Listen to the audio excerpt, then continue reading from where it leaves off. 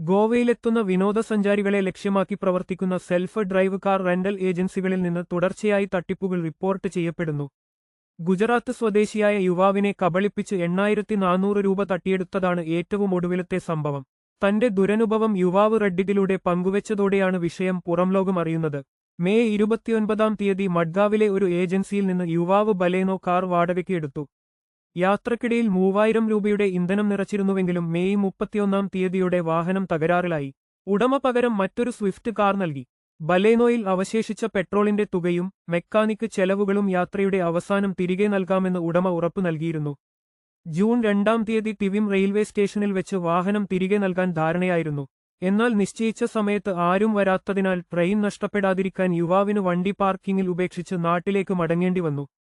Security deposit 3000 രൂപയും petrol ഇനത്തിലെ 3000 രൂപയും മറ്റ് അറ്റകുറ്റപ്പണികൾക്കായി 1900 രൂപയും ഉൾപ്പെടെ ആകെ 8,400 രൂപയാണ് യുവാവിന് നഷ്ടമായത്.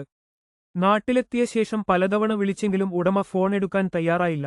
വിനോദസഞ്ചാരികളുടെ തിരക്ക് മുതലെടുത്ത് ഇത്തരത്തിൽ പണം തട്ടിയെടുക്കുന്നത് പതിവാണെന്ന് സോഷ്യൽ മീഡിയ ഉപയോക്താക്കൾ ചൂണ്ടിക്കാട്ടുന്നു.